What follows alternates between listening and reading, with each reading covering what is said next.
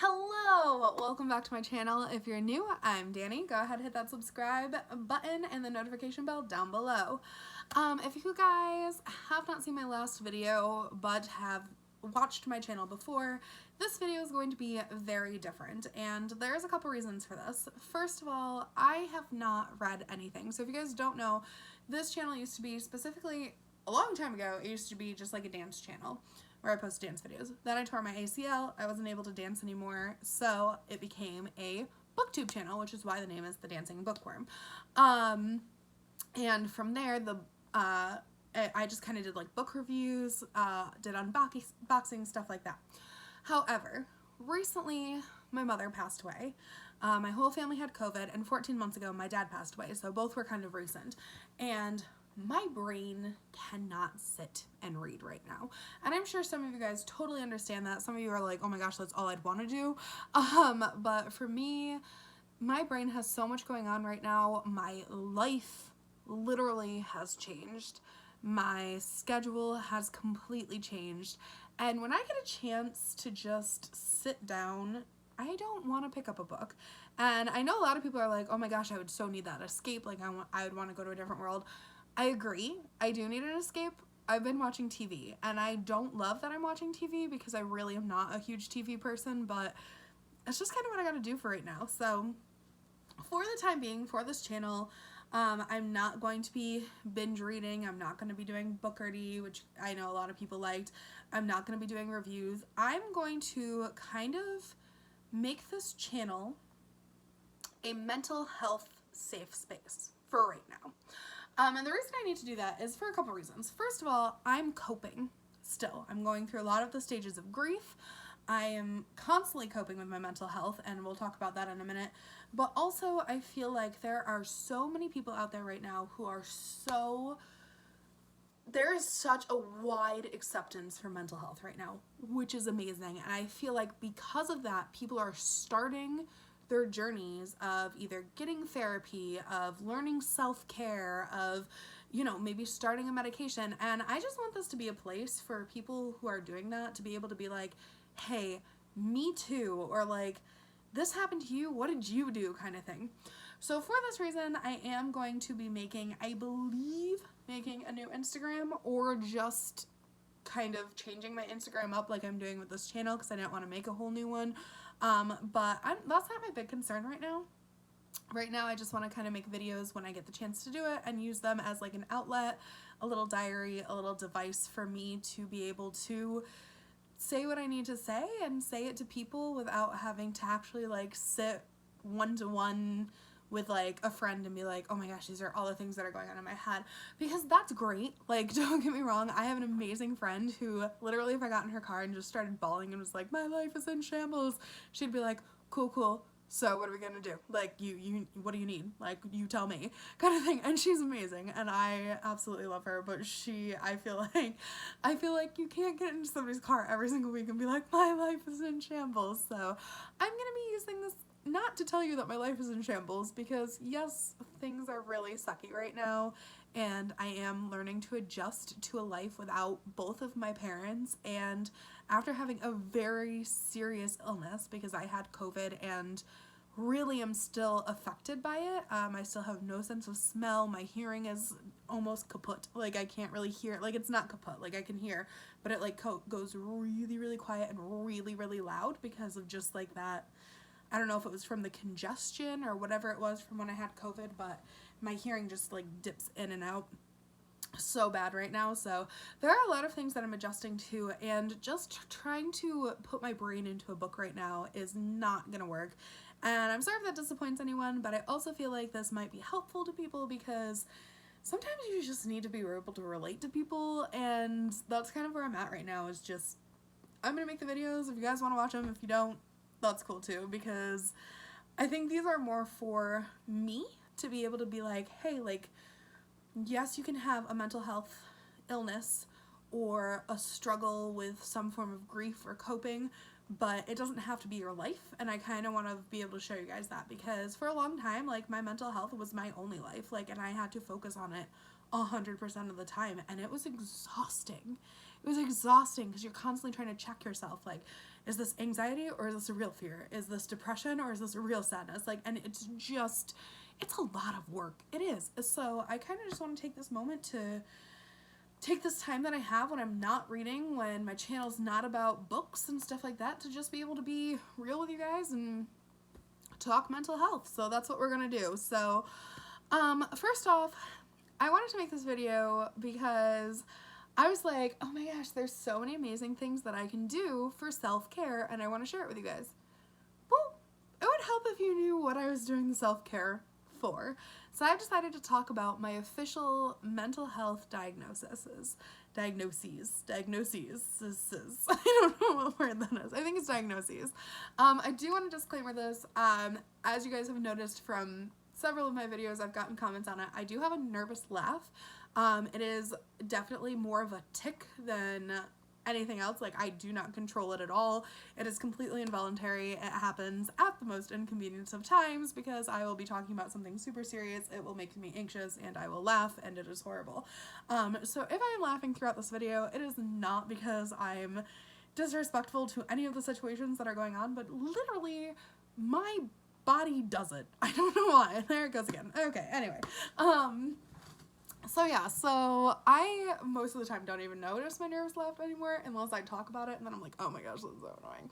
So I can only imagine what it's like for other people to hear me talk, because it's really annoying to me. But it is what it is.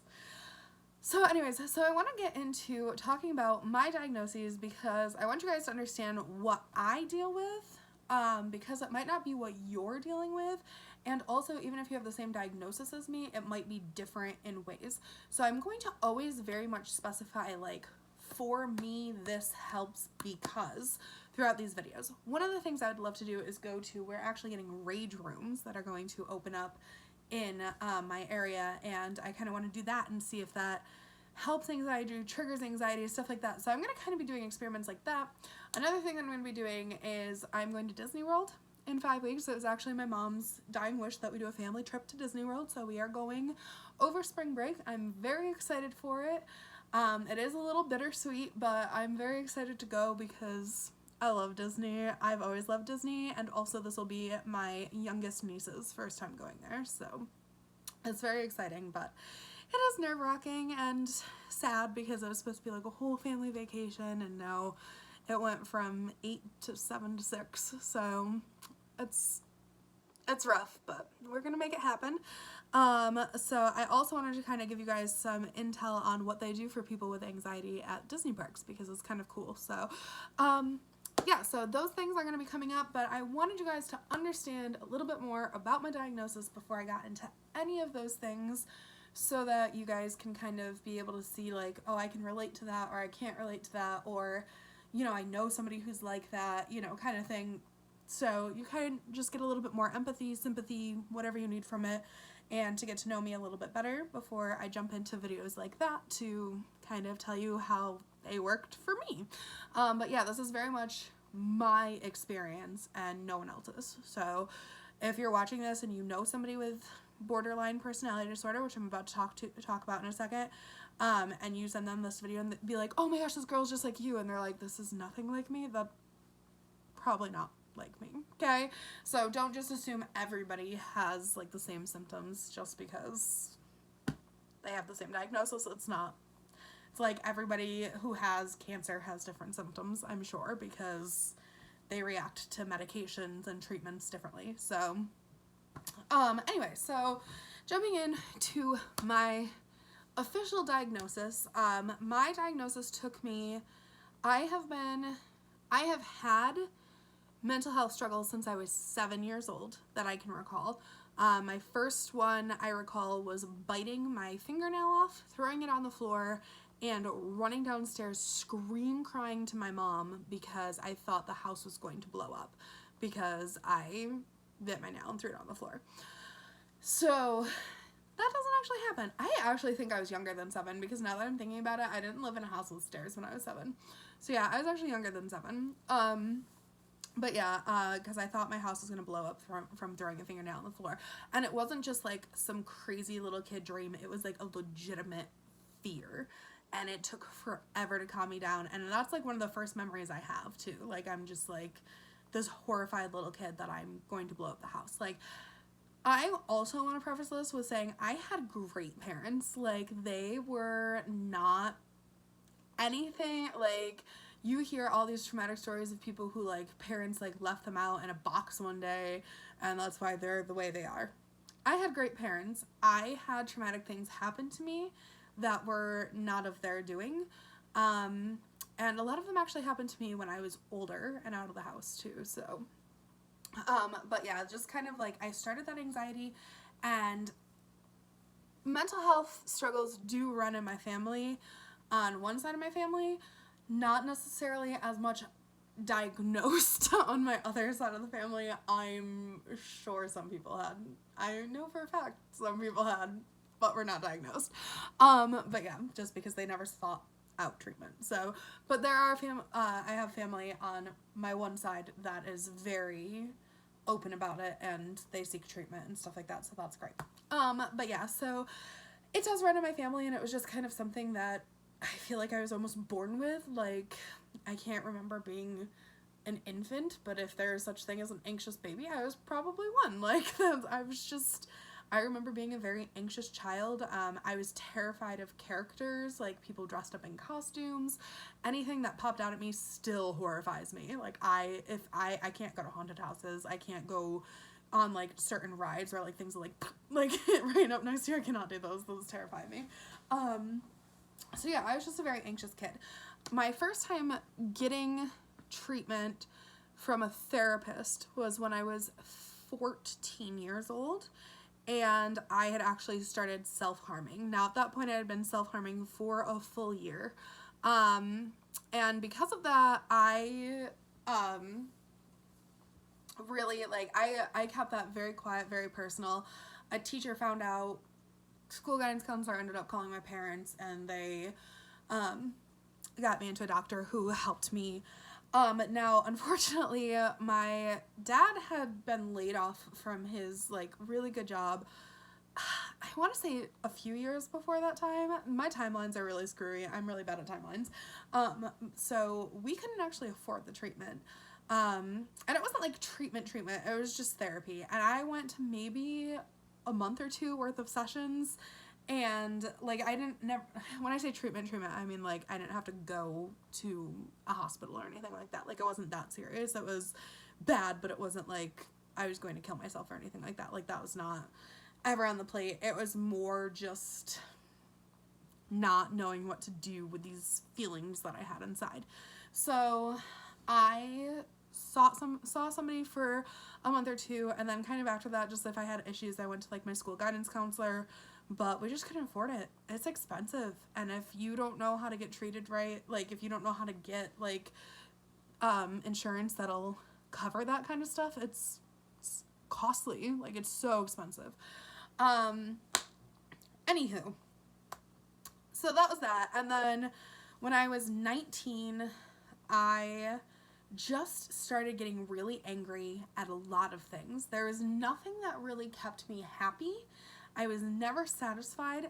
Mind you, I was also living with a guy at this time, and I am very openly now gay. So, not now gay, but, like, now I am openly gay.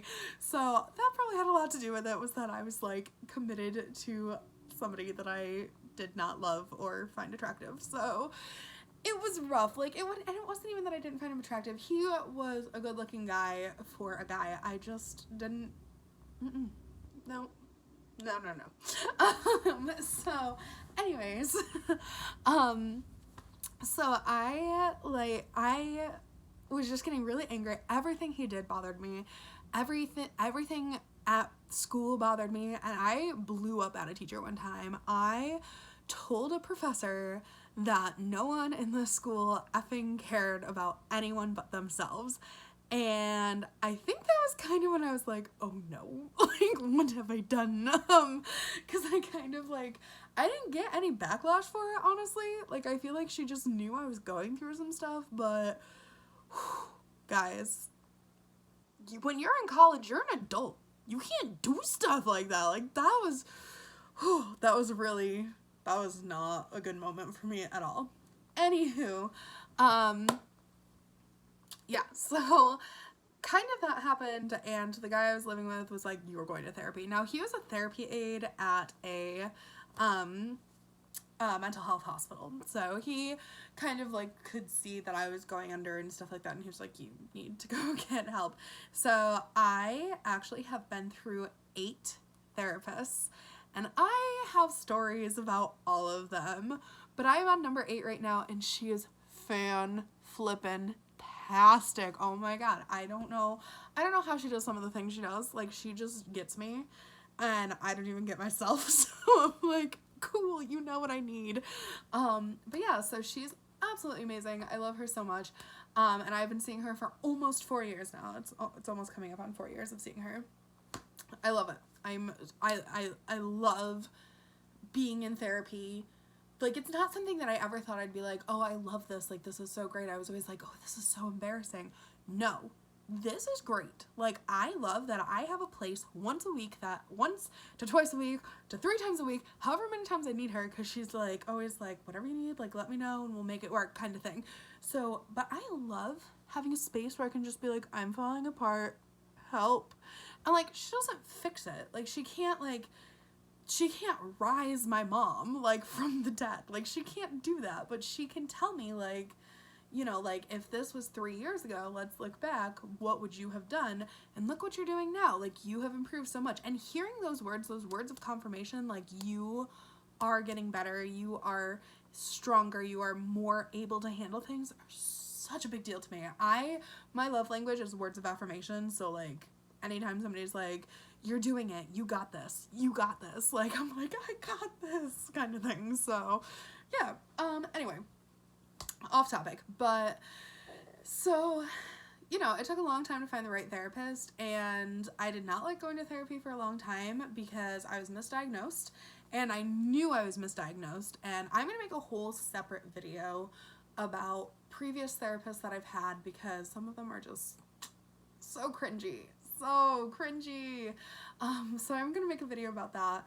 And like I said, I'm gonna make a video of things like coming up in my life. Like, we got rage rooms in Syracuse now that I want to make a video of, like, is that triggering or is that like working for me? Like, does that help the anxiety or make it worse?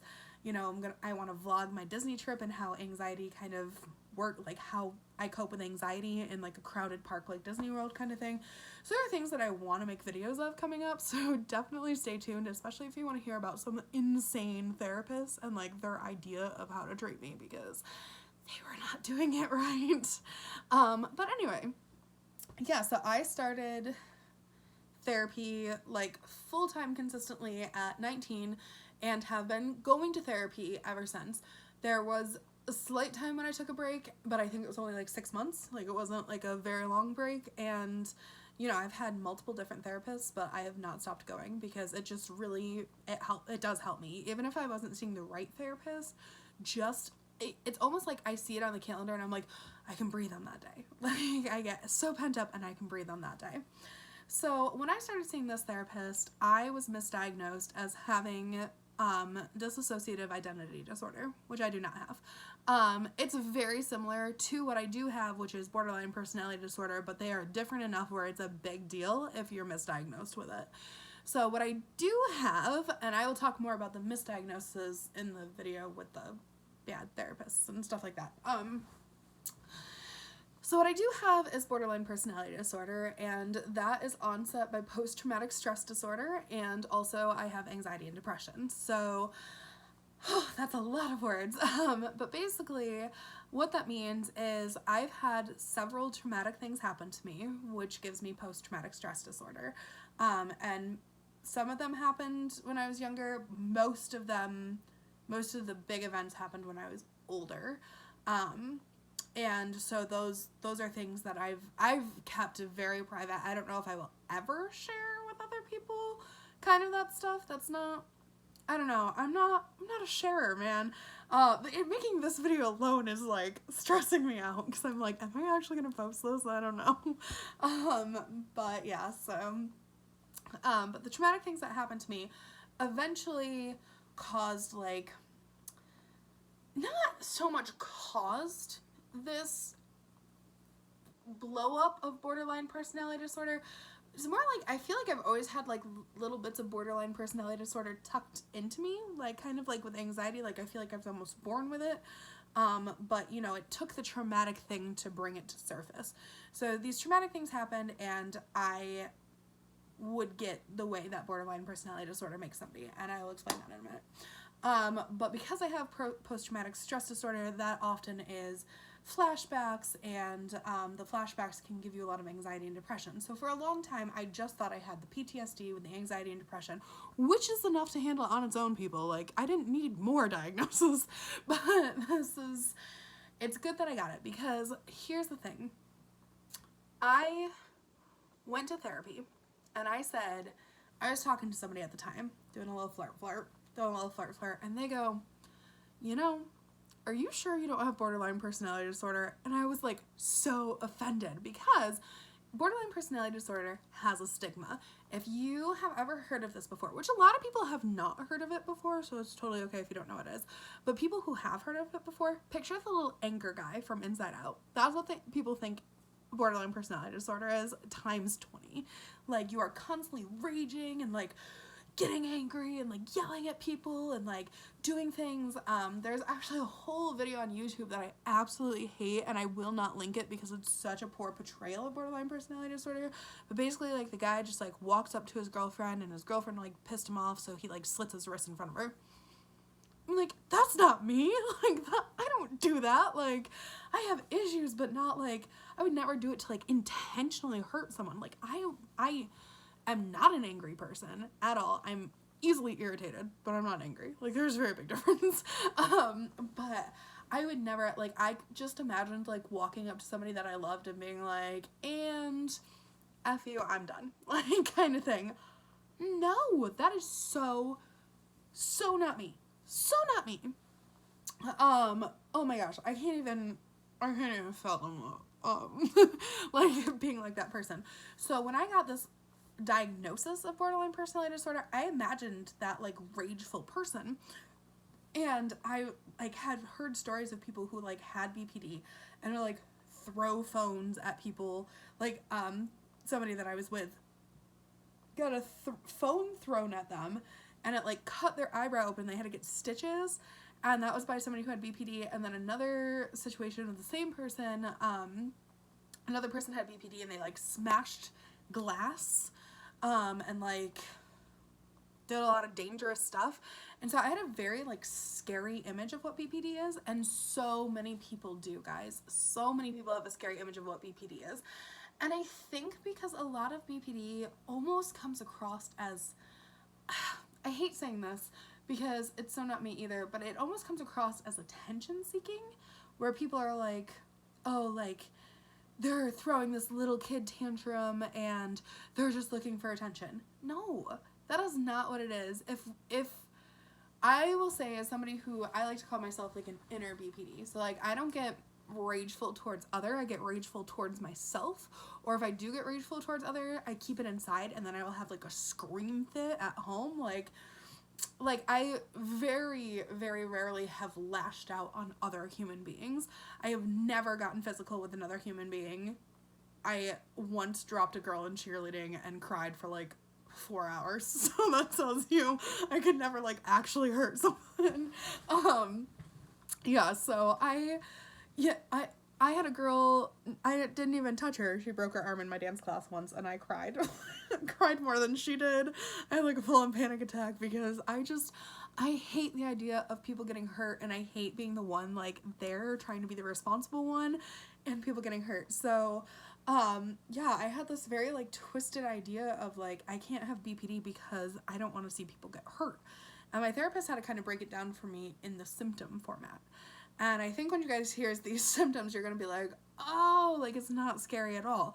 It's scary if somebody else, I don't know how to word this, but like, if I am already struggling with anger management issues, which, this is just an example, I'm not actually struggling with anger management issues, but if I was struggling with anger management issues, and then I had BPD causes something called black and white thinking, which I'm going to get to in a second. But if I have this black and white thinking, I'm either going to be like, fine, happy, great, or blowing up with anger. So that's why it can seem scary. Now, my black and white thinking, this is how we're going to talk about this, because with borderline personality disorder, I feel like, so again, please don't compare your symptoms to mine, because this can be taken so many different ways. Like, so many different ways. Like, do not, like, you could be the most mild, meek person in the whole world and have BPD and be like, I've never experienced black and white thinking, but I have, like, every other symptom. Maybe it's you. Maybe it's not. I don't know.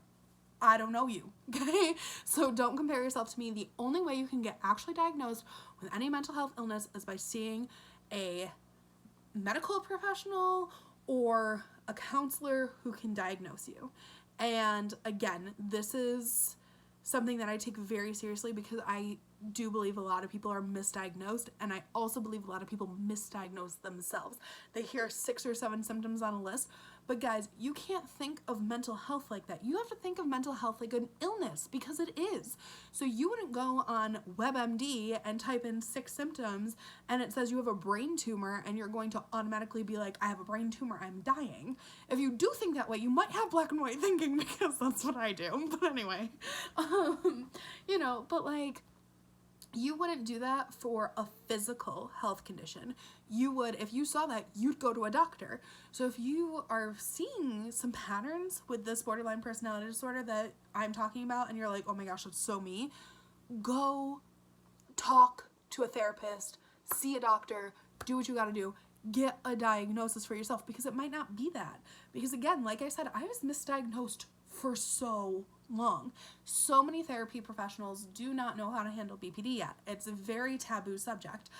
If you guys have ever seen the movie Girl Interrupted, the main character has, I mean, it's not a main character, it's a real life person. Susanna Kaysen was a real person, but she was diagnosed with borderline personality disorder. So if you see what movies are saying about borderline personality disorder and trying to compare them to yourself, you are never going to get a diagnosis correctly. If you're watching movies and being like, oh, I don't have panic attacks like that girl, but I might have anxiety, you are never going to get the right diagnosis. Guys, the only people who can diagnose you are medical professionals, therapists, counselors, the people who are trained in this stuff. So please don't try to diagnose yourself. But anyway, my experience with BPD. So BPD is one of the main symptoms is having the black and white thinking. For me, black and white thinking does not make me go from 0 to 60 in rage. It does make me go from 0 to 60 in thoughts. So, I mean, again, this is just everyone's different life, different diagnosis, whatever, symptoms, whatever. For me, when I have black and white thinking, for example, my most recent one was with my mom's passing. My mom was on a ventilator and kind of in this gray zone for, I want to say, almost 2 weeks, where she was put on a ventilator and we didn't know if she would make it or not. I think that was actually only a week. Dang. Whew, that feels like so long ago. Oh my gosh. Okay. But she was on a ventilator. There is no gray zone with BPD. So there is, my mom is alive, my mom is dead. If I tried to think my mom's alive right now, it gets very scary for me. Very, like, intense and that's what, when I called my therapist, she actually talked to my friend, which I'm okay with. If you guys are not okay with that and your therapist is doing that, don't keep seeing that therapist. But that is something that I've always been okay with. I'm very open about seeing a therapist. I'm very open about mental health. So, like, it's totally cool like that. She was like, is your friend there? Because you're not in a good spot right now, so I want to make sure she's helping you too. Like, kind of thing. And again, this is something that you get with open communication with your therapist. If you're like, you know, I don't really like when you talk to my mom after my session, I wish you wouldn't do that, and she continues to do that, and it's not like a life or death situation. Like, honestly, the only reason that a therapist should talk to anyone about what you're talking about in privacy is if it's life or death, and like you're going to either kill yourself or kill someone else, or be like an immediate harm to somebody or yourself. So yeah, so if you're therapist is like going out to the lobby every time and like is like, oh hey boyfriend, by the way, I just wanted to let you know that they said this and this about you. Then see a new therapist. Or even if they were just like, oh, she's making big improvements, and you're like, I didn't want somebody to like know that, like, you know, like even if it's a positive thing, when you're uncomfortable about it, like don't be afraid to be like, you know, I'm not comfortable with that. Or if they continue to do it, just change therapists, because yeah. But that's my little disclaimer, because I don't actually mind when my therapist talks to my friends or my family, because, you know, I need support outside of it, and I am not always one to ask for support. So actually, I never ask for support. I'm more like, hey, let's go get tacos. And the person's like, yeah, tacos. And they don't know that I'm actually like, cry for help, I just want tacos. So yeah, so she actually got on my phone and was like, you need to keep repeating to her right now she's alive with my mom's situation, because I could not, like, I was like, she's dead. Like, the second they put her on a ventilator, I'm like, she's dead. She's dead. Like, and she hadn't died yet. Like, I mean, she did eventually die, but she hadn't yet. And my brain was just like, nope. You can't think positively. There's no positive. She's dead. Bad news bears, like, kind of thing. And so all day long, I just had to like keep going, like, yeah, she's still alive, to try to push myself into that gray zone. And the gray zone is where most people live. Like, people can be like, people without borderline can definitely have black and white thinking for sure. But I mean, gray zone for people, and when I say black and white thinking, it's not like I'm like, oh, like, you know, like either you're white or you're not. Like, it's not anything to do with race, for the record. Like, I don't know why I felt the need to disclaim that, but I just feel like someone somewhere is gonna be like, I don't know what black and white thinking is, but are you racist? No, guys, really, I have like, no, I'm not. That's not, no, we're just not, we're not doing that. But yeah, so, anyway, I lost my train of thought, but whatever. Okay, so, basically with the black and white thinking, I don't like most people will see like a gray zone where like they'll be like, oh, like, you know, money's due soon, but I still got like 3 weeks. To me, it's like, oh, I owe people money, I have to pay it right this second. Like, there's no like, I can't wait 2 weeks. Like, I cannot, if I have money in my bank account and I know that I owe somebody something, I'm like, take all my money. Like, there's no in between. Like, it's either I have no money or take all my money. Like, and it's so intense, guys. Another symptom of BPD is fear of abandonment. And usually people get fear of abandonment and like, there was something, I don't actually like the term, it's called RAD. It's reactive attachment disorder, and it's where you instantly attach to other people because you were abandoned as a child and you have a hard time connecting to those who are like a parental figure to you now, and you'll much rather go speak to a stranger or like something like that. The nickname for it is called RAD. I know there's like a big not conspiracy, what's the word I'm looking for, like big controversy behind it, and like declaring it's usually seen in like kids who have been adopted or fostered or something like that who came from bad situations. But I know that there's a lot of like controversy behind that whole RAD terminology and statement and stuff, but that's what I've known it as, and I haven't done much research on it since then. But anyways, that is very much people who are usually diagnosed with a fear of abandonment. Now, fear of abandonment, as far as borderline personality disorder, again, could be related back to that black and white thinking. I had friends who, my one friend, I am still really good friends with her. We hang out like weekly, like she's great. But as teenagers, we used to fight a lot. And that was because I was always afraid that she had a friend who was better than me. Like, and it was a constant fear in my life that she was going to up and walk out of my life to go hang out with this other friend. So I didn't want her to have other friends. I wanted her to have me, just us. And it's irritating. It's annoying to the other person. So I would do anything to act cooler, be more popular, like extreme lies just to get this person who was already my friend to like me. And that's where that fear of abandonment comes in from. It's just that black and white thinking. Either they're your best friend or they're not your friend at all. And it's So again, these two things kind of go together. Almost everything comes back. I feel like almost everything with borderline comes back to the black and white thinking. But yeah, so the fear of abandonment to me, I remember I had a friend in high school, and he was, I hope he's a better person now, but I talked to him a while back and he wasn't, so, but he was not a great person, and people would tell me that he was not a great person, but I was like, no, he's my best friend, he's great. He's not a great person. At the time, again, people can change. I don't know where he's at in life now, but he was not a great person back then. But yeah, so he actually, I wrote him a note, and it was a very honest, open note that said, I am so afraid that you are going to, because he was a year older than me, I was like, I'm so afraid you're going to go to college, forget all about me. And when I say friend, I mean he was a legit friend. We were not dating. So this was not like the crazy girlfriend, anything like that. Which, by the way, can we get rid of the phrase crazy girlfriend? Because I'm really trying to take that out of my vocabulary, because there is no such thing as crazy girlfriend. Boys can be insane. Girls can be insane. Everyone can be insane about relationships because they're stressful. Relationships are stressful. So I'm trying to get rid of some of the phrases that I use in my daily life that I was kind of just raised with, and I'm really trying to be cautious of them, but that's one of them, so I'm sorry. I'm trying to pull that out of my vocabulary. Ugh, I'm so mad that I just used it. But anyway, I was not one of those girlfriends who was like, oh my gosh, my boyfriend's going to college. It was like a legitimate friend. Like, he was my best friend.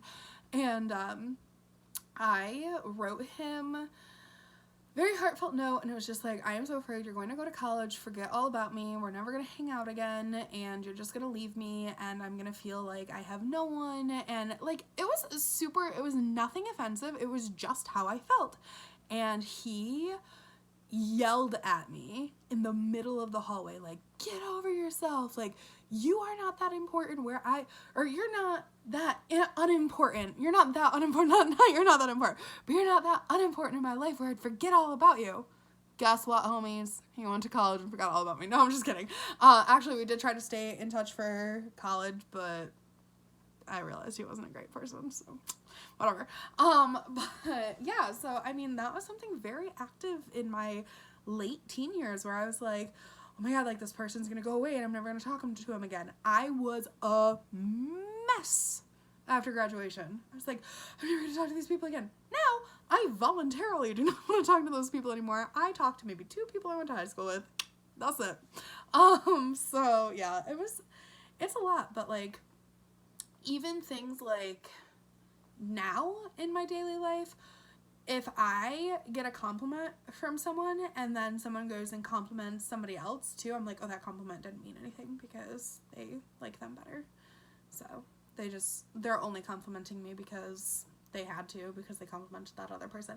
It's crazy. Like, it's not, I try not to use crazy because, I mean, people use crazy in a negative way. I use crazy in like, it's weird way. So I guess it's weird. It was weird to have those thoughts going through your head all the time.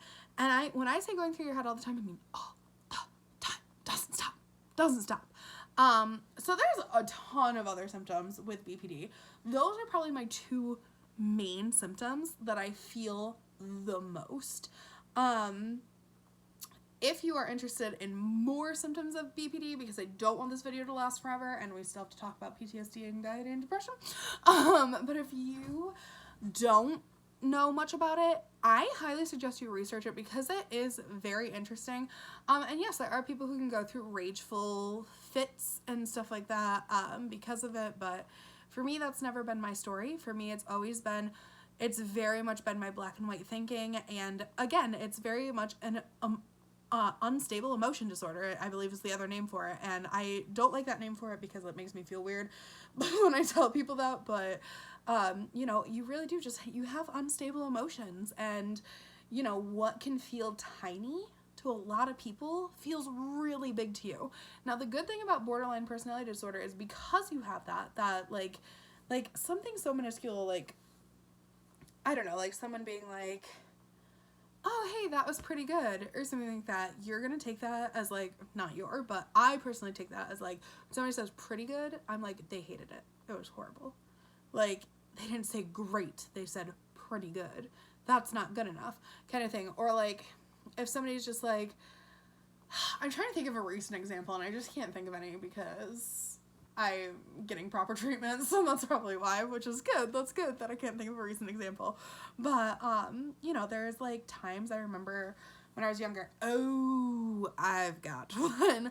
When I had one friend who was, we don't talk about her anymore, but she was just, she would do things that were really irritating. But in our college dance team, she wanted to choreograph a routine, and she had never choreographed a routine before, and she was not really a great dancer either, so she just kind of did it, and she didn't practice. Like, that's the thing. If she practiced and she worked on it, she might have been a good dancer because she had potential in things, but, like, she just didn't practice and didn't care and had never, like, trained anywhere, so she just kind of did it for fun. But it was like she was trying to do, like, advanced dances and then do it for fun, and it just didn't work out for her. Anyway, this is my little vent about her.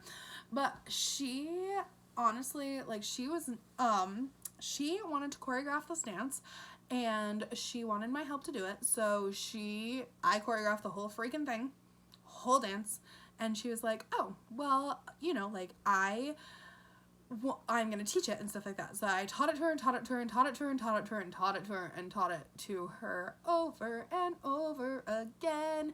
And there was like a couple things that she would like throw in that I was like, okay, whatever, like it's your dance, I guess. But like I taught her the whole thing so she knew it. We got to like one part of the dance, and she was doing it backwards, like the way that I had taught it. She was doing like the formation backwards or whatever, and I like went up and quietly whispered to her at first, and I was like, hey, like, you're doing it backwards. And she's like, no, I'm not. So then she was like, I can't figure out why this isn't working. And I said louder in front of the whole group, I was like, you're doing this backwards. I was like, I told you it has to go this way. And the whole group's kind of looking like, I thought you choreographed it, like, kind of thing. I mean, most of the people knew that I'd choreographed it at that point. Like, they were like, you did not do this. But, like, I got so mad. And I, again, don't lash out at other people. So I was like, the only way I can contain this anger is if I leave the room. And I did. I walked out of the room, and I was like, you've never walked out of a room before. Like, it was just so, I was so angry over a formation of a dance that was not going to have my name on it. That is how minor it was. It was literally one formation. My name was not on it. If it didn't look good, it shouldn't have affected me in any way, but I was so angry and I could not figure out why. And I'm like, I don't know why I'm feeling this intense rage. Like, I could not figure it out. And now I know it's just because I have BPD, but it was so scary. And so, like, I was in the bathroom and she came in and she was like, you know, like, I don't want you to walk out of my practice, like, please come back in, like, stuff like that. And she was like trying to be nice, and I'm like, I can't. Like, if I walk back in there, I will do something I regret. And I have never, again, never hit anyone. I cry if I accidentally hurt someone. I once stepped on a kid's finger at a playground and cried so much and made my mom take me home and would not tell her why. But I still, like, to this day will dream about that. Like, it was a complete accident. He was climbing up too close behind me. I stepped on his finger. He yelped and started crying really loud, and I thought I broke his finger, which I probably did not because I barely touched it. I probably did not break his finger, and I cried so much that I made my mom take me home. So I hate hurting people. So I was like, just had to walk out and I had to leave, and I was like, I can't handle this, like, I can't do it. But instead of taking that emotion and being like, okay, like, breathe, count to 10, I didn't know what to do with it, so it just kept getting bigger and bigger and bigger and bigger, and eventually I was like, I hate dance, I hate everything about dance, and I ended up, like, quitting a bunch of dances that year, and just, like, you know, I'd, like, sit home all mad because I wasn't in dance class. Like, I was just mad, and, like, it was just, I was so angry. But yeah, like, something that minor, a formation in a dance that was not mine, that did not matter to me in any way, made me that angry that I couldn't get my life back together. So, yeah, so that's, like, I don't know, that's just, like, a little overview of my experience with BPD. Again, there are more symptoms. There are more symptoms that I actually have myself. Everything from self-harm, which I do not do anymore. I am, oh my gosh, how long clean am I? That is a long time. I am,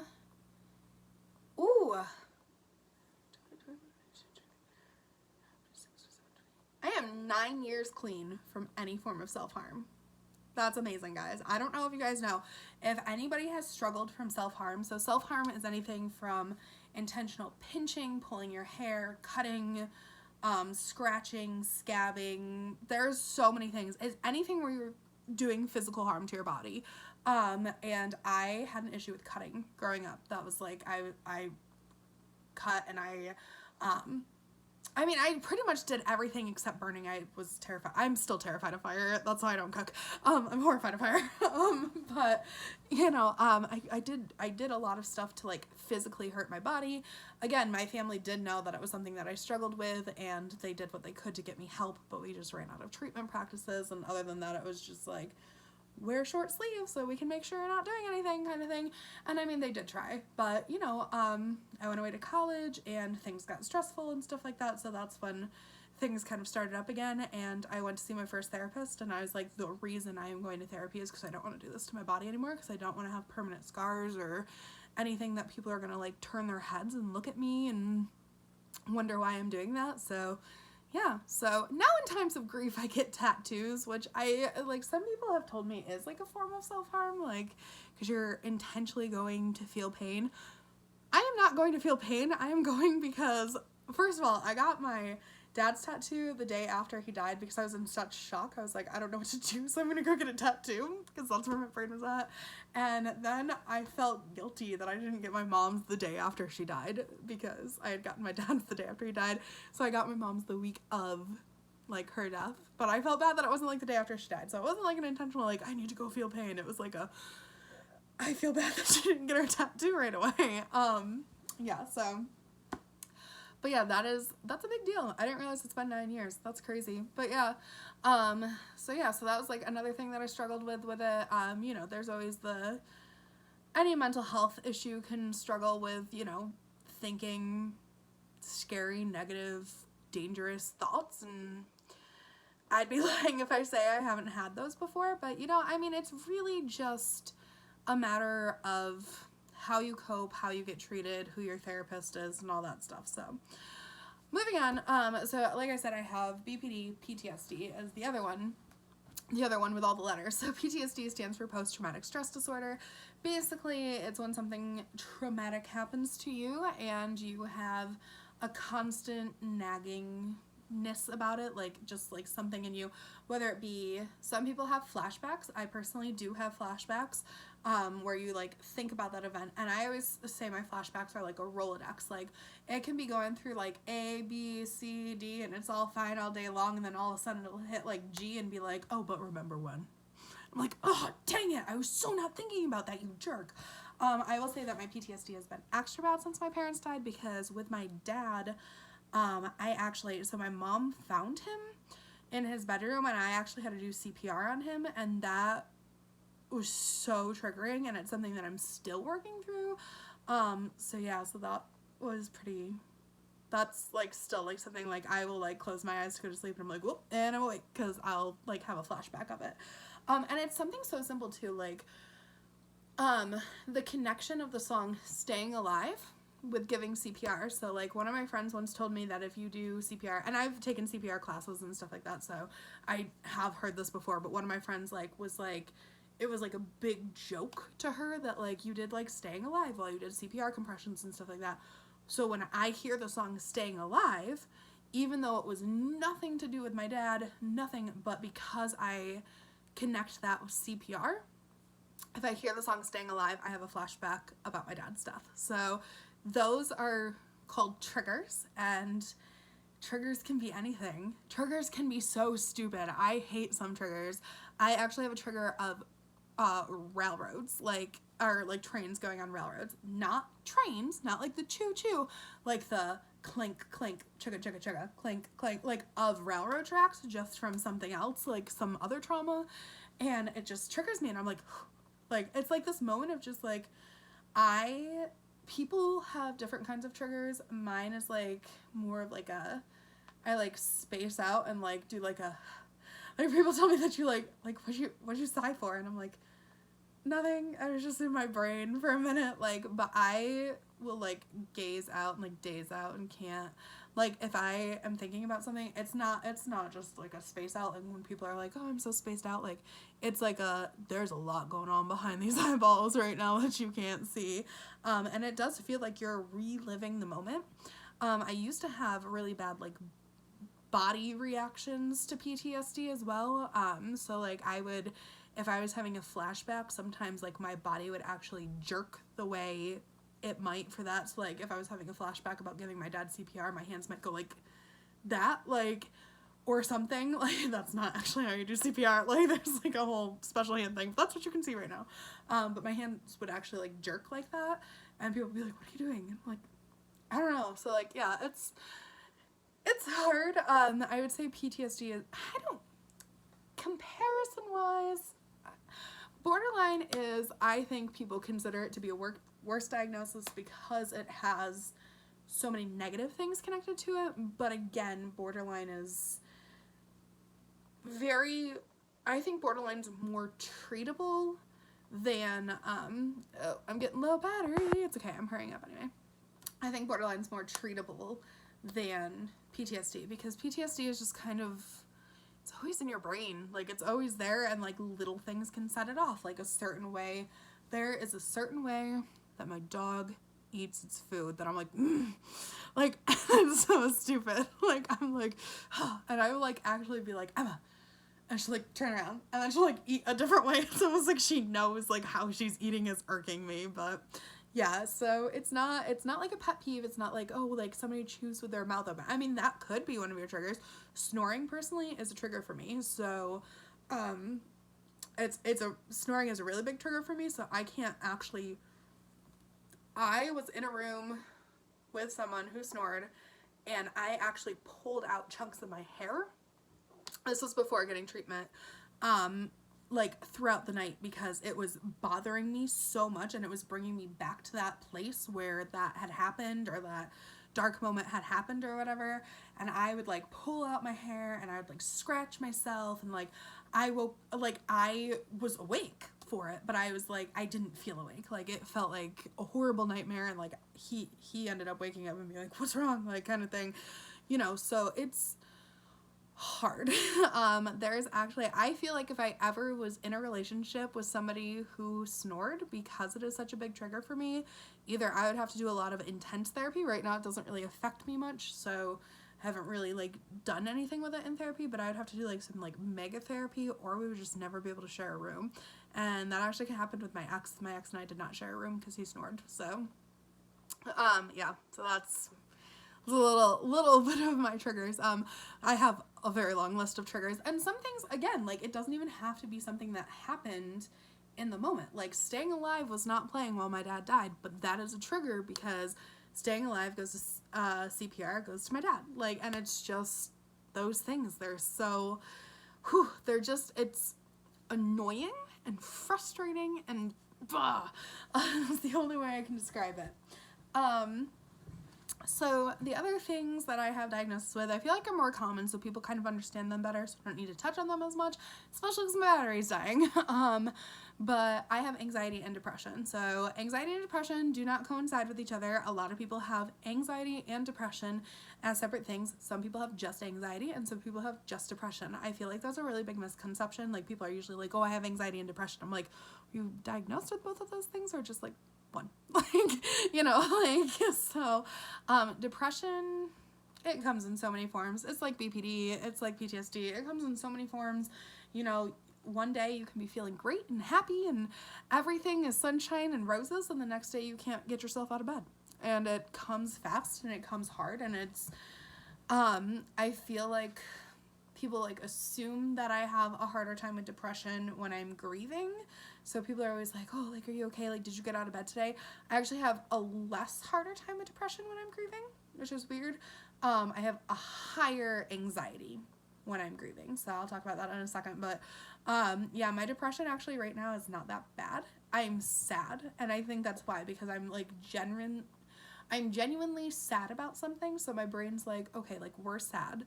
Like, you don't need to stay in bed all day. Like, you're allowed to be sad in public and people aren't going to judge you, kind of thing. And I feel like a lot of my depression comes from, like, oh, like, I'm having these intense feelings and I can't tell anyone about it because I do not like publicly announce my emotions. I am not that type of person.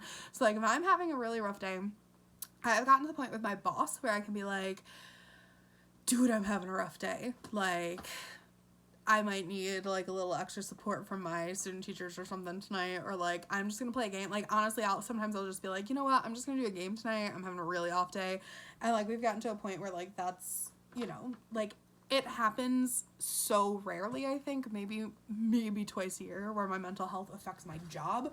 And I'm able to come in and work. And honestly, I know myself too. So if I'm like, I can't come in and work, and like I'll just call for a sub. But that very rarely happens. That happened recently when my mom died, but that was like a legit like grief needing a sub kind of thing. But yeah, but I'm pretty good about that with my boss, and I'm good about it with my friend, where I'm just like, I'm so anxious right now. And I'm actually getting to the point where I'm pretty good about it with my sister-in-law, which is weird because I've very much never really kept my family in the loop as far as my mental health goes. So normally I'm like, oh, I can't do this, like, kind of thing, and just like inner, but I don't want to like upset my family, because I really like never wanted to upset like my mom or dad or anything. And like my dad was great, but he did not understand mental health, so like he would be like, how long do you have to go to therapy for? And I'd be like, probably for the rest of my life, dad, like kind of thing. But he also, like, when I found this therapist, she used to like be right down the road from me, and then she moved to about 45 minutes away from me, and my dad would still take me. And I was like, I'll find a new therapist. He's like, don't you dare, like if this is working for you, I'll take you. So, you know, luckily we're on telehealth right now, so I don't have to travel that far all the time, and she's actually a little bit closer now. She's moved a couple different times. But yeah, my dad was the one who was like, nope, if this is working for you, you're going there, like I will take you, because I don't drive, so I don't know if I've ever mentioned that before, but because of my anxiety and my BPD and my PTSD, not really my depression. I feel like I could drive with my depression, but especially with my PTSD and my anxiety, I do not drive, because I am afraid of having like a flashback moment and not being able to like stop the flashback and safely drive a car, like kind of thing. Like I feel like I would be like in a flashback, not pay attention, miss a red light, and then also I get behind the wheel and I get very anxious, like very, very anxious. And it's not that I was ever in a car crash or anything. It's just I really do have that fear of I'm going to have a flashback and it's going to take me into a part of my brain that I can't escape. And I'm not going to be able to like function or be able to stop whatever's happening. So that's kind of why I don't drive. People do give me a lot of grief about it. It's so frustrating, because if I had a choice, I would drive. I really don't think I could safely drive. So I feel like I would constantly be like either afraid that I was going to have a flashback, and I may be behind the wheel for 20 years and never have a flashback behind the wheel, but I'd be afraid that I would. So I'd be anxious every single time I got behind a wheel, or I just feel like I would like have a flashback and like not be able to stop going through a red light or something like that. So that's why I don't drive. And I might make a whole video about that later, because I feel like I do get a lot of grief for not driving, but honestly it's no one's business, and I've kind of just like brushed it off. Like people are like, oh, like, you know, it would save you money if you drove, because I do spend a lot of money on Ubers a week, and I do complain about it, because Ubers should not be that expensive. It should not cost me $25 to get from my house to my job, which is like 10 minutes away. That is a ridiculous amount of money. Like, but you know. And sometimes you can't always get an Uber, so it is stressful, especially after my dad passed away, because he drove me everywhere. He was retired, so he drove me places and stuff, but it happens, you know, like, you gotta readjust with life, so that's what I've done. And Ubers are expensive, and I do complain about it, but I also complain that DoorDash is too expensive, and I still get McDonald's, so, you know, but yeah, so that's kind of why I don't drive. So anxiety is the last thing I wanted to touch on with you guys, and my anxiety is very much, I think, connected to my PTSD and my BPD. I am always trying to keep myself in check with BPD, and I've had this conversation with my therapist where I'm like, I feel like having BPD is exhausting, because I'm constantly like, nope, you're thinking black and white, or no, you're getting mad because you have BPD, and then I'm like, wait, am I actually feeling that way, or am I like just mad, like kind of thing. So I feel like a lot of my anxiety comes from that, but I have super bad social anxiety. So I am 100% turned on all the time when I'm out in public. This peppy, happy voice of talking to people, and it's always up here, and I'm always really excited, and I always talk really fast. People are like, oh my god, you talk so fast. no kidding, I'm trying to get through this moment.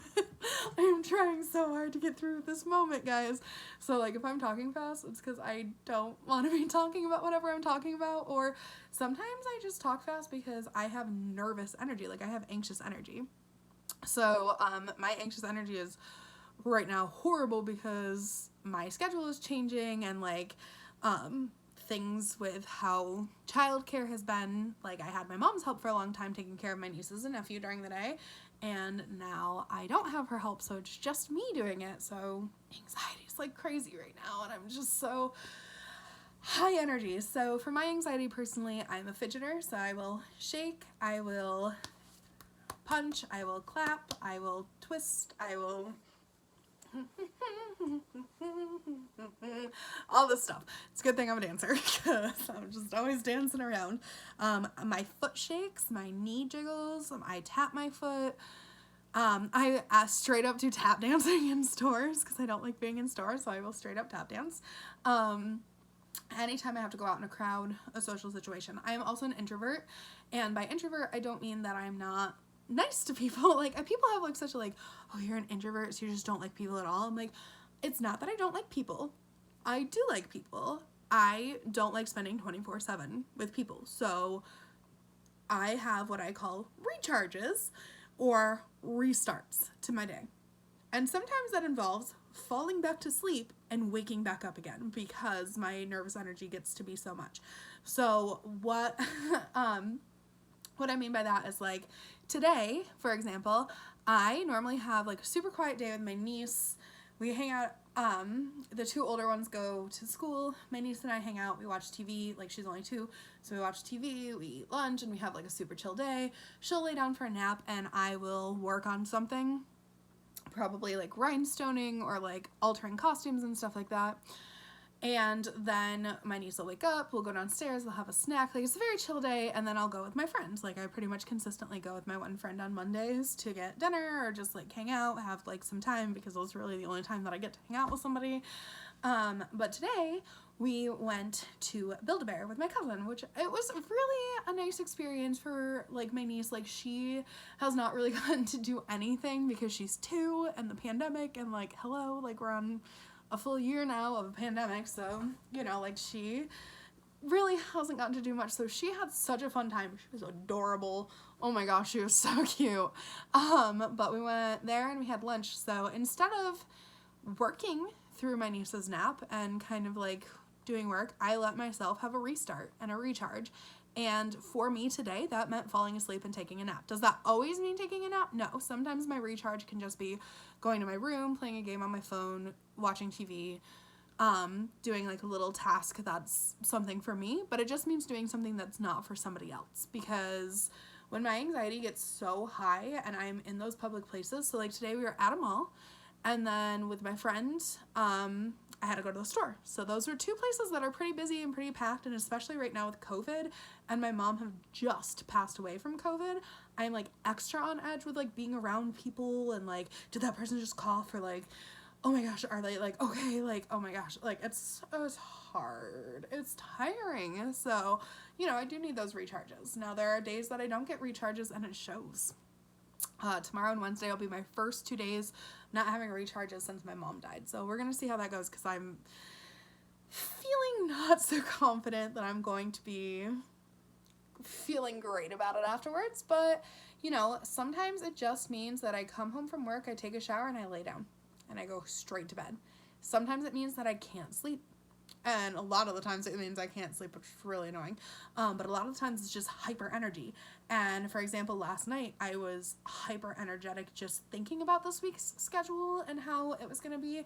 And I ended up packing my entire suitcase for Disney World, which isn't for 5 weeks. 5 weeks. I have 5 weeks before I go.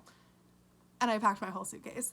So, I mean, it's kind of just, again, it's different for everyone. For me, my anxiety is a lot of high energy when I'm in social situations, crowds, or really having to do anything that involves interacting with other people. Even if they're like my family, like I don't really like being around my nieces and nephew I don't know anyone who wants to be around kids 24/7. I guess moms do, but as an aunt, I'm like, who wants that?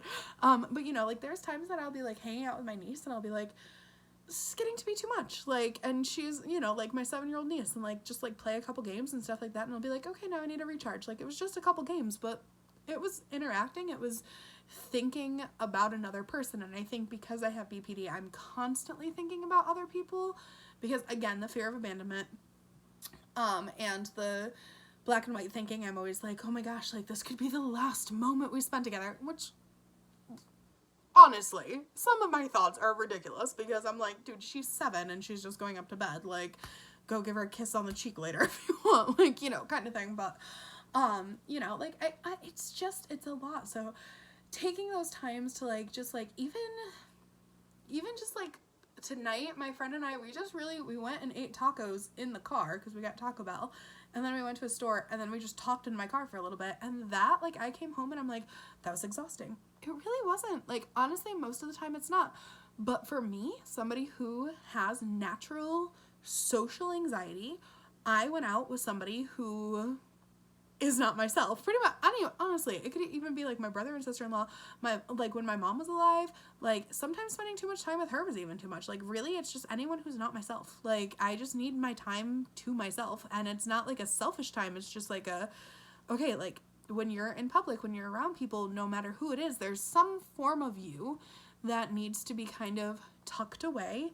And for me, that's my BPD. Like I need to tuck away any rage or resentment I might have in that moment. And I will say my friend is amazing. And if I'm like, dude, I'm still burning about this thing that happened in high school, she's like, dude, I'm burning about it too. You know, like it's so stupid. It's so stupid. But sometimes I really can't get it out of my head, and she's great about it. But other times I'll be like there and I'm like, you know, I can't really talk about this thing with her, or like I can't really talk about this thing with my niece or my sister-in-law or my brother or anything like that.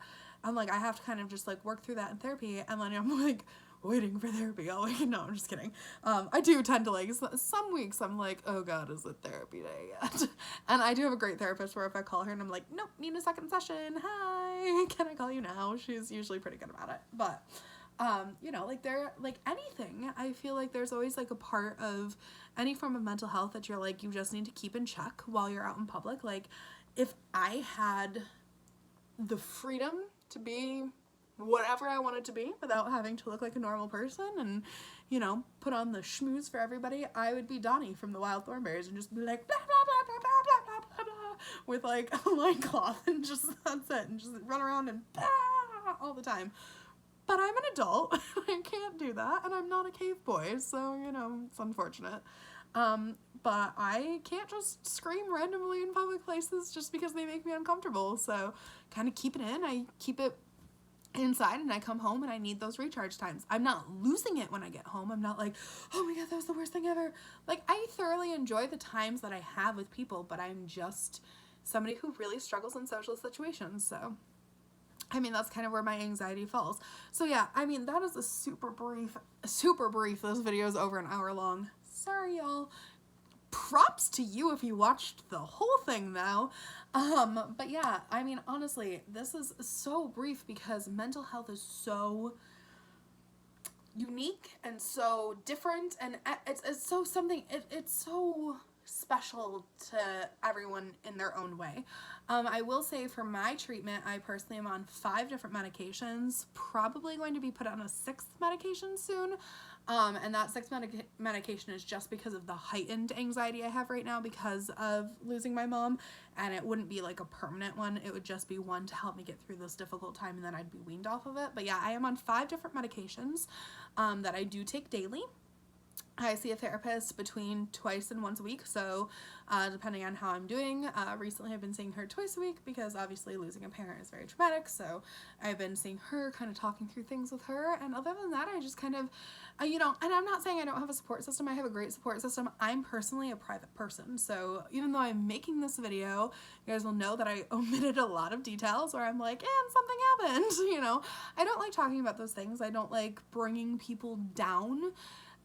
Which honestly, I'm sure it wouldn't. I do have a select few people in my life who know deep things, and you know, they've been there and they've talked about it with me and stuff like that, but if I don't want to bring it up, they don't bring it up. Like, it's not like our whole life. And I have to be very careful with who I talk to, because I have had people in my life that they want me to stay down or stay ill or they want me to be sad. And it, you know, they're not doing it intentionally. They're like, oh, be sad, but like, when I'm at my best, they don't know how to handle me because they've only seen me at my worst. So, you know, those people are the kind of people that are toxic, and if they're not willing to check their toxicity and be like, okay, like, I'm open to changing, like, let's talk about how we can fix this, then they out. So I've had to do that with a couple people where they're just like, you know, like, oh, like, you only care about work now, you don't care about anything else. I'm like, no, I do care about other things, but I'm just really happy at my job and really feeling positive at my job. Like, you know, like,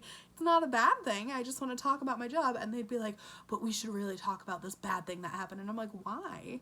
Why do we need to talk about it? Like, I'm in a good place. Why do we need to go back down that slope? And they'll be like, well, I think you're not dealing with it. Okay, like, that's not your job. You're not my therapist. Like, my therapist can help me with that, like, kind of thing. So, yeah, anybody who tries to play therapist for you is usually not helping you, just so you know. Unless they're, like, a licensed therapist, and even then, if they're your friend and they're trying to be, like, a licensed therapist, or, like, if they're your friend and they are a licensed therapist and they're trying to, like, therapize you in public, then they're probably not a very good friend either, so. But yeah, so that's just a little bit of what I do. You know, I have a lot of coping strategies. Maybe I'll make a whole video. Oh, that would be nice if I made a video on how to cope with anxiety attacks, panic attacks, and stuff like that. That might be a nice video to make. Again, it's different for everybody, but just like how I do it for me. But yeah, so medication, therapy, and just a lot of self-control and self-care, and also like self-containment, I think, too, is like, you know, like, I don't want to ever get to a dark place. Like, I've been in dark places. They're horrible, they're scary, but, you know, I don't want to be in them again. So it's kind of just taking that time to reflection, that's the word I want to use. Reflect on the past, be able to say, I didn't like when I was here, and move forward to somewhere else. So, but yeah, that's pretty much all I have for this video. I hope it educated you guys, or entertained you guys, or that you learned something new, or that you're feeling better about something you're struggling with. And like I said, in the future, I'm really excited to do some of these videos. I'm kind of thinking about it.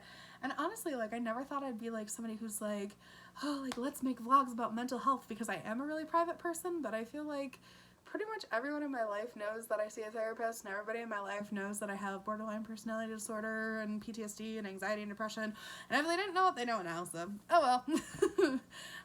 You know, I'm not ashamed of who I am, and if anybody didn't want me a part of their life because of what I was diagnosed with, like, I hope nobody out there's like, oh, you're diabetic, so I can't, like, be friends with you anymore because you need insulin. So I hope nobody would ever look at me and be like, oh, you have borderline personality disorder and I can't be friends with you because you need mental health medication. Like, if they did that, I would just be like, okay, bye.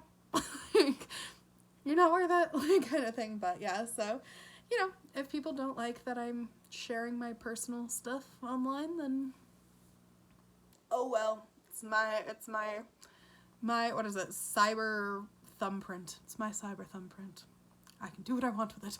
But yeah, anyways, I hope you guys enjoyed this video. Thank you so much for watching, and I hope you guys are looking forward to videos in the future. Bye!